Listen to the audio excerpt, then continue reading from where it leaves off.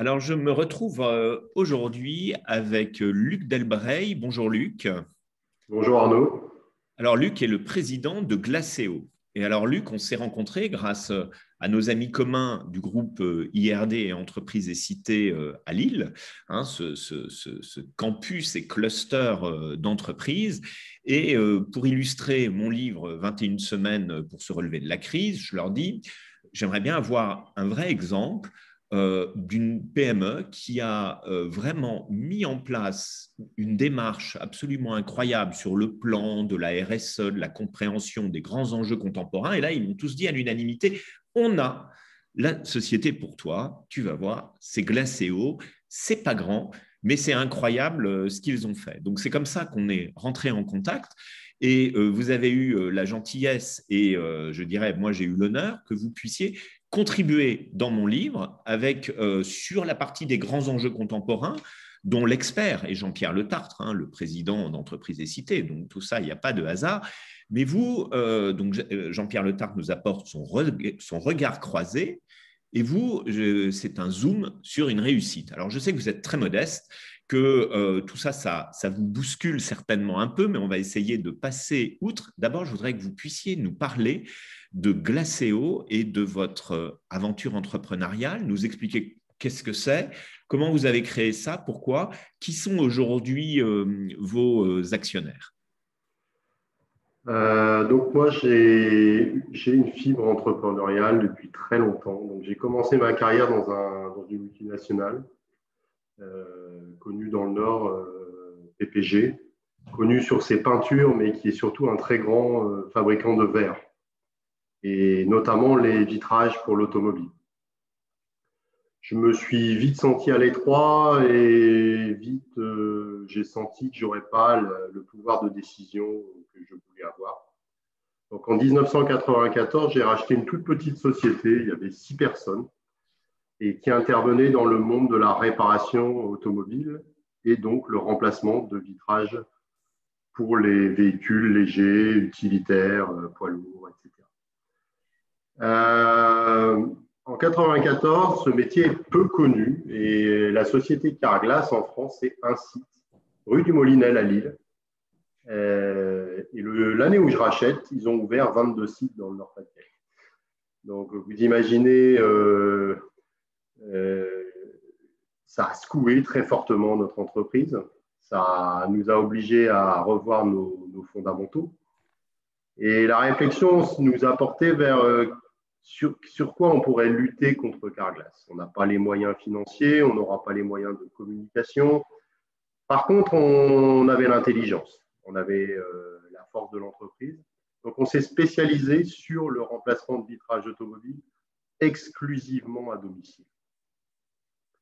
Et l'intérêt du domicile, c'est que c'est un métier de savoir-faire, peu capitalistique. Donc, on a pu investir au fil des années sur tous les outils qui vont nous permettre d'atteindre l'excellence dans ce domaine. Et aujourd'hui, en France, dans le métier du remplacement de vitrage automobile à domicile, on est au moins au niveau de Carglass, si pas meilleur. Parce qu'on a développé des systèmes experts, des systèmes de base de connaissances, du e-learning, de la formation permanente. Voilà. Donc, une aventure perturbée au début et puis ce choix stratégique sur le domicile fait qu'on a connu de nombreuses années de croissance à peu près ininterrompue depuis 1999. Très intéressant. Alors, combien avez-vous de salariés ou de personnes qui travaillent pour vous, pour nous donner une idée, et quel est votre terrain de jeu? Les ordres de grandeur, c'est une centaine de salariés, 54 départements couverts. On couvre toute la France en partant de Lille jusqu'à Bayonne et on a un très gros secteur en Rhône-Alpes et dans le sud. On n'est pas en région parisienne et pour l'instant, on n'est pas dans l'est de la France. Alors, pourquoi on n'est pas partout? C'est qu'aujourd'hui, des sociétés de notre taille, pour pouvoir croître, il faut qu'on concentre quand même nos moyens et nos forces à certains endroits. Donc, on a des positions très fortes, notamment en Bretagne, très fortes dans le sud-ouest, qui nous demandent beaucoup, beaucoup d'énergie, notamment en termes de recrutement. Donc, si on ne va pas partout, c'est parce qu'aujourd'hui, on n'en a pas les moyens humains. Quel est, pour avoir une idée, le nombre d'interventions annuelles d'une entreprise comme la vôtre? Aujourd'hui, on fait aux alentours de 40 000 interventions par an. D'accord. Avec une croissance d'une quinzaine de pourcents par an en volume. Alors, quand on s'est rencontrés, bon, bien évidemment, moi, je suis, comme vous le savez, je suis un entrepreneur qui aime et qui aide les entrepreneurs. Vous n'avez pas besoin d'être aidé. Et j'ai trouvé le modèle économique extrêmement astucieux, intéressant, de voir que finalement, vous arriviez à faire au minimum jeu égal avec le leader, celui que tout le monde connaît en tout cas et qui a popularisé le changement de pare-brise en France.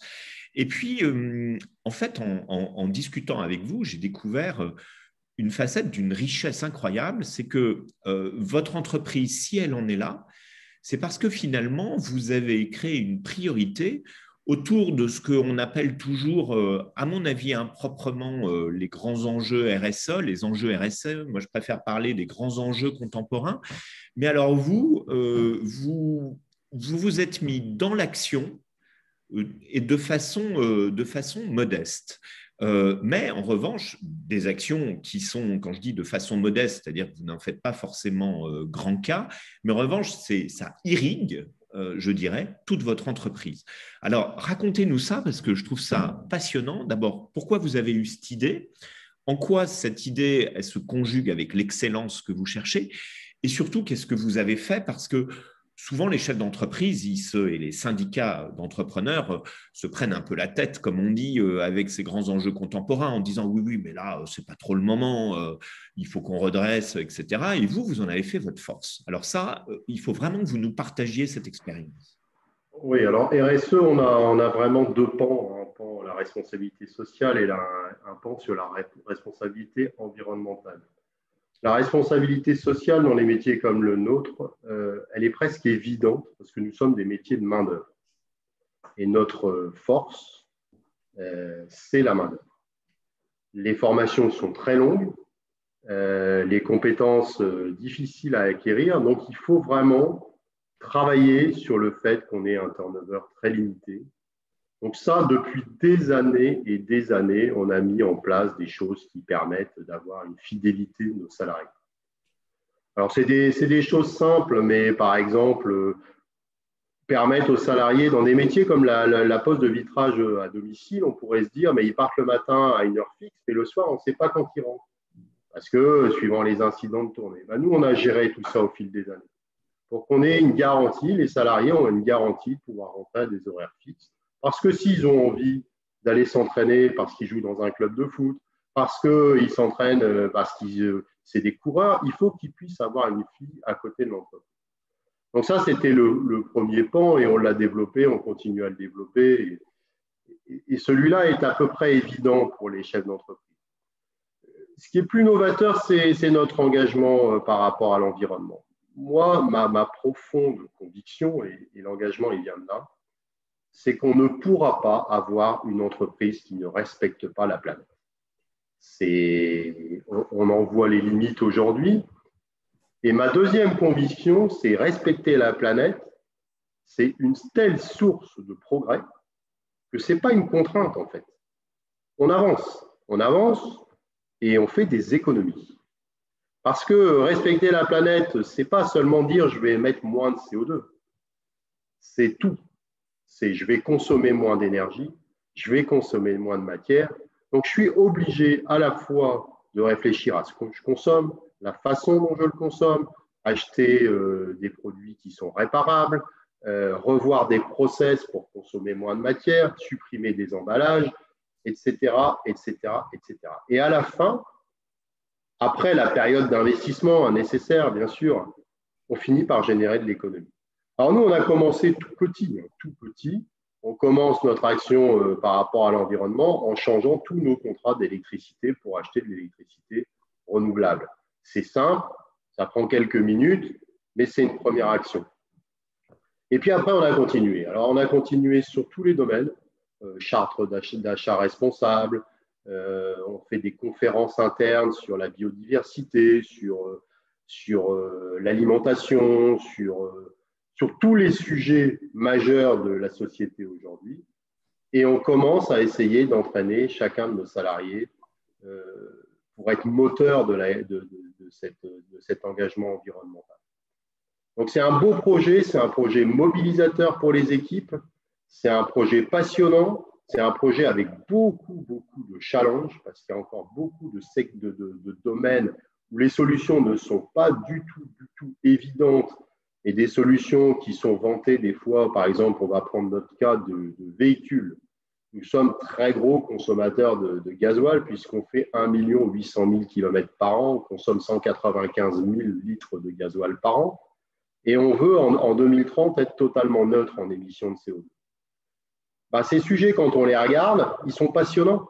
Ils sont passionnants parce qu'on peut aller très vite dire je vais acheter un véhicule électrique pour s'apercevoir, nous qui les avons testés, que finalement le bilan écologique et le bilan en termes de CO2, il est mauvais. Donc, on cherche d'autres alternatives, on prend des systèmes experts pour calculer mieux les tournées, on fait moins de kilomètres. Voilà, donc vraiment, pour un chef d'entreprise, c'est passionnant. C'est passionnant pour les équipes, c'est fondateur, mobilisateur, et puis c'est indispensable. Ça va devenir dans les années qui viennent, on le voit arriver. Hein. Moi, quand j'ai commencé mon engagement RSE, je l'ai présenté à mes clients qui se sont demandé de quoi je parlais. C'était il y a à peu près 5 ou 6 ans. Aujourd'hui, ils disent tous, c'est incroyable, vous êtes en avance, voilà, et on est cité en exemple. Donc, on voit bien que ça va vite, ça change vite, ça évolue vite, et que bientôt, je pense, dans les appels d'offres, etc., ça sera indispensable, juste indispensable. Donc, si on veut ne pas se retrouver devant un mur, parce qu'il y a beaucoup d'actions à mener, si on veut ne pas se retrouver devant un mur, il faut commencer maintenant et commencer doucement, petit à petit, sujet par sujet. On fait des groupes de travail, on travaille avec ses salariés, on les implique et on résout les problèmes un par un. Alors, justement, vous dites c'est fortement mobilisateur pour les équipes, je le crois volontiers. Et du coup, est-ce que ça a une incidence sur votre turnover? Est-ce que vous gardez les gens? Quelle est l'ancienneté moyenne? Quelle est la réaction de vos collaborateurs par rapport à ça? Et est-ce que ça leur a donné aussi des idées d'engagement personnel? Alors, pour l'instant, je vais être assez clair, le sujet les a à peu près autant surpris qu'il a surpris mes clients le jour où je l'ai présenté. Les premières réactions, c'est le patron, il est devenu fou, dans quoi il s'engage? Parce que ce n'est pas facile à comprendre, parce qu'il y a vraiment des changements de méthode, de fonctionnement qui sont nécessaires. Et des fois, ils ne sont pas évidents.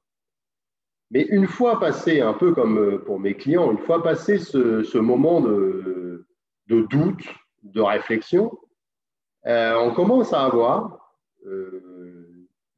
un vrai socle de salariés qui s'engagent avec nous, qui nous proposent des idées, qui nous proposent des initiatives, qui sont fiers de ce qu'on fait, c'est-à-dire qui en parlent, qui disent voilà, moi je travaille dans une société qui bouge, qui change, voilà. Et nos conférences sur la biodiversité, elles ont été suivies par les 100 salariés.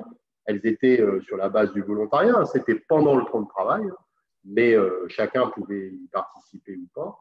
Tout le monde a participé avec une excellente écoute. Première conférence, une écoute forte, mais peu de questions. La deuxième, on a eu énormément de questions parce qu'ils commencent à comprendre la démarche. Ils en voient aussi les conséquences à titre personnel parce que les sujets qu'on aborde, qui sont le zéro déchet, la biodiversité, l'alimentation, la réduction de ses consommations, on peut les appliquer à titre personnel. Et nous, notre idée, c'est à la fois de changer nous en tant qu'entreprise, mais aussi que nos salariés changent et soient porteurs du message. C'est comme ça qu'on va y arriver à résoudre la crise qui va nous arriver.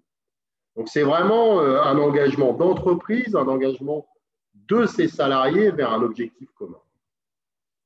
Alors, quand on s'est rencontrés la première fois, vous n'avez pas arrêté de répéter que finalement tout ça c'était modeste, c'était des petites actions et ça correspondait au chapitre du livre que j'avais écrit où moi je disais la meilleure façon d'aborder la RSE au sens large, c'est-à-dire les grands enjeux de climat, de biodiversité, c'est finalement par des petites actions quotidiennes, rituelles, systématiques qui vont s'imposer parce qu'elles sont cohérentes, logiques, qu'elles sont bonnes et que finalement elles ne coûtent rien à faire. Et on s'est retrouvé sur cette thématique commune. Est-ce que vous pouvez nous donner quelques exemples de ces petites actions modestes, comme vous dites, mises en place à l'intérieur de l'entreprise? Je me souviens que vous m'aviez dit, oh, j'ai commencé à un moment en se disant on va prendre des produits qui ne sont pas mauvais déjà pour l'environnement et que ça avait été le début qui avait enclenché une logique. Oui, alors il y a vraiment des petites actions, vous allez voir, elles sont extrêmement modestes. Vous achetez une perceuse dans nos métiers, nous utilisons du matériel électroportatif. Vous avez deux façons de l'acheter. Vous en achetez un pas cher, mais que vous jetez tous les 2 ans parce qu'il est fini. Vous faites comme nous, on a acheté une marque qui s'engage à réparer notre matériel électroportatif à vie. Depuis ce temps-là, on n'a plus jamais acheté une perceuse. Incroyable. Elles sont réparées de façon continue quand elles tombent en panne. Donc, ça, c'est vraiment les premières actions, c'est sur les achats. Qu'est-ce qu'on achète? Est-ce que ce qu'on achète est nécessaire? Parce que la vraie question, hein, on entend beaucoup parler de tri, de recyclage, mais la vraie solution, c'est de ne pas générer de déchets inutiles. Ouais. Voilà, donc nos premières actions à nous, ça a été le papier qu'on consomme, est-ce qu'on a besoin de le consommer? Nos serveurs informatiques, est-ce qu'ils ont besoin de tourner 24/24 et qu'est-ce qu'ils stockent? Comment on fait le ménage sur nos données? Voilà, par exemple, un autre exemple simple, nos serveurs informatiques, ils ont presque 12 ans. On les met à niveau, on a créé des grappes de serveurs qui, si un serveur tombe en panne, nos autres serveurs prennent le relais. Ce qui veut dire qu'on peut se permettre d'avoir des matériels qui ne sont pas tout neufs, parce que la panne n'est plus un problème. Donc, c'est beaucoup de petites actions, mais vraiment très, très simples. Là, par exemple, on vient d'acheter des chaussures de sécurité fabriquées avec des bouteilles. La semelle est fabriquée avec des produits recyclés. On achète des polaires, on achète des polaires avec des bouteilles d'eau plastique. 35 bouteilles sont recyclées dans la polaire qu'on achète. Donc, tous les sujets, on les prend un par un. D'abord, la vraie question, c'est est-ce que c'est nécessaire? Et deux, si c'est nécessaire, comment on fait pour que ça soit durable, réparable et que ça dure le plus longtemps possible? Une autre action, on avait pris l'habitude d'acheter nos véhicules en crédit bail et à la fin du crédit bail, on revendait nos véhicules et on repartait sur des neufs. À un moment donné, on s'est posé la question, c'est une solution aberrante en termes écologiques. Vu le coût énergétique de construction d'un véhicule, plus on va le faire rouler, plus on est sûr d'avoir un impact qui est plus faible. Donc, qu'est-ce qu'on a fait? On a gardé nos véhicules, on a mis des véhicules en plus sur tous les sites qui ne roulent pas, et puis on garde nos véhicules. Plutôt que de les garder 4 ans, aujourd'hui, notre parc, il a 8 ans. Et donc, ça permet d'énormément réduire notre impact. On a, autre action très simple, on a, avec l'aménageur de nos véhicules, pesé l'intégralité des équipements qui sont dans le camion pour diminuer le poids. Moins on transporte de poids, moins on consomme d'essence. On a revu les caisses à outils de nos salariés pour n'y mettre dedans que les outils vraiment nécessaires. Alors qu'on avait pris l'habitude d'avoir des caisses à outils avec 50 tournevis, dont une vingtaine qui ne servaient à rien. Donc, vraiment que des actions simples, souvent menées en collaboration avec les équipes terrain, parce que c'est eux qui savent exactement ce qu'ils utilisent, et qui permettent de gagner petit à petit. Alors nous, on a dû gagner déjà, je pense, une quinzaine de % de nos émissions. Donc, vous voyez que la route est longue hein, pour arriver à zéro impact. Mais il faut bien comprendre que les 3/4 de nos émissions sont nos véhicules qui roulent. Ouais, Et sujet pas facile à traiter, mais… Et alors, j'imagine qu'il y a une créativité énorme dans vos équipes. Il y a des actions qui, un jour, quelqu'un a poussé la porte de votre bureau ou quand il vous a serré la main, du temps où on pouvait encore, il vous a dit: Ah, au fait, Luc, j'ai pensé à telle chose, telle action qu'on pourrait mener. Est-ce que vous avez des exemples de ça? Oh oui, j'ai un exemple qui est vraiment d'actualité parce que on s'était un peu endormi sur la numérisation, pas globale de la société parce qu'on est très en avance en termes informatiques, mais sur la numérisation des outils pour le technicien sur le terrain quand il va chez un client. Et là, mes salariés m'ont dit, mais c'est bien, vous êtes engagé RSE, la société est engagée, mais on a toujours des imprimantes, des papiers, on imprime, on arrive chez le client, on fait signer des papiers, on les met dans des enveloppes, ces enveloppes, elles sont envoyées dans un site pour facturation. Bah, suite à cette réflexion qui est venue des salariés, on a développé un outil entièrement numérique d'intervention chez le client.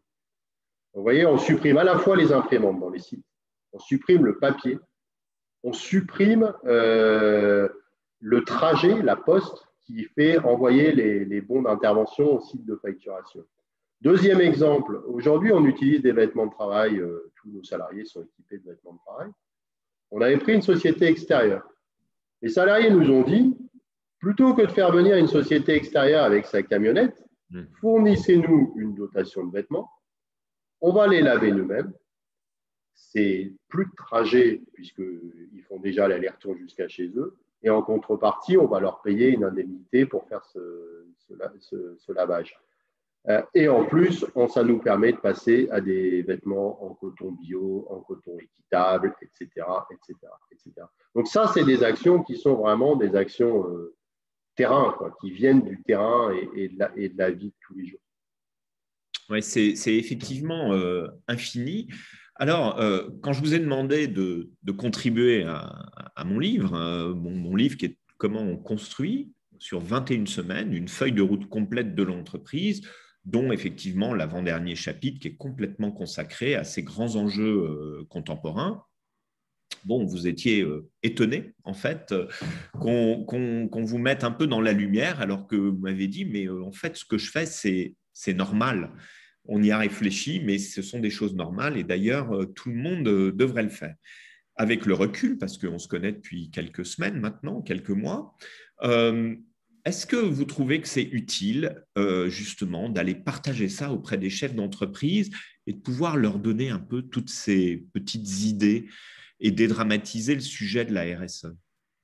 Alors, c'est votre réflexion, Arnaud, elle est parfaitement vraie. Pour moi, j'avais l'impression que ce qu'on faisait, c'était rien, et que tout le monde le sait, et que notre démarche, elle n'était pas du tout novatrice. Avec la discussion qu'on a eue, je me suis rendu compte que finalement, ça fait peur à un certain nombre de gens, de chefs d'entreprise, de cette démarche. Alors, je pense qu'ils ont peur que ça devienne contraignant, que ça devienne beaucoup autour de normes et qu'ils oublient l'aspect simplicité, en fait. Petite démarche. C'est marrant parce que toutes les entreprises ont ce processus-là. Les entreprises de production, elles ont l'habitude d'améliorer leurs outils de production jour après jour avec des échanges sur les équipes terrain. Et personne n'irait imaginer que ça coûte. Au contraire, tout le monde se dit c'est comme ça qu'on avance et que ça rapporte. Ben, la RSE, c'est la même chose. C'est la même chose, c'est des petites actions. Après, bien sûr, hein, il ne faut pas nier qu'il y a quand même des actions lourdes, des actions compliquées. Hein.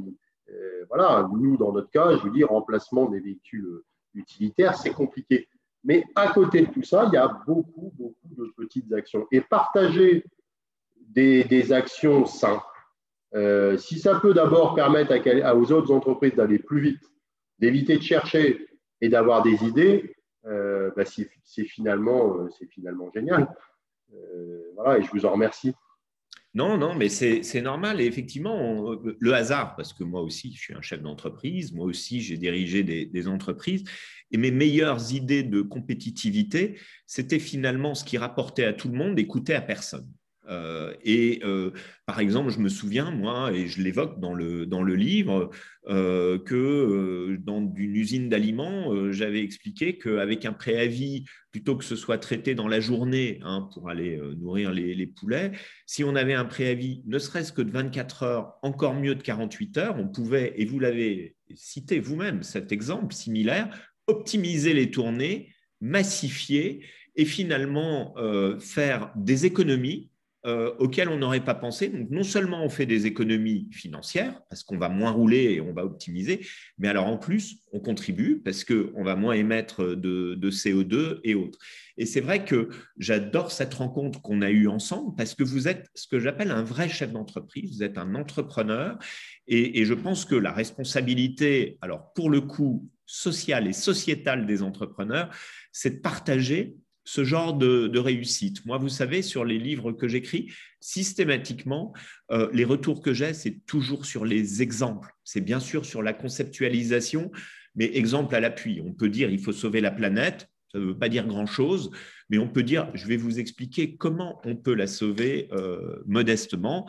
Et effectivement, la modestie au service de l'action, qui est un peu tout l'ADN du texte que vous m'avez fait. Moi, j'avoue que j'ai beaucoup aimé, Luc, et c'était pour moi très important de vous mettre en avant dans ce livre, par l'écrit, mais également à travers cet entretien vidéo. Et nul doute que vous aurez d'autres entrepreneurs qui chercheront à vous joindre parce que vous êtes très inspirant et très inspirant justement par votre simplicité et votre modestie. Et je pense que c'est bien de dédramatiser les choses.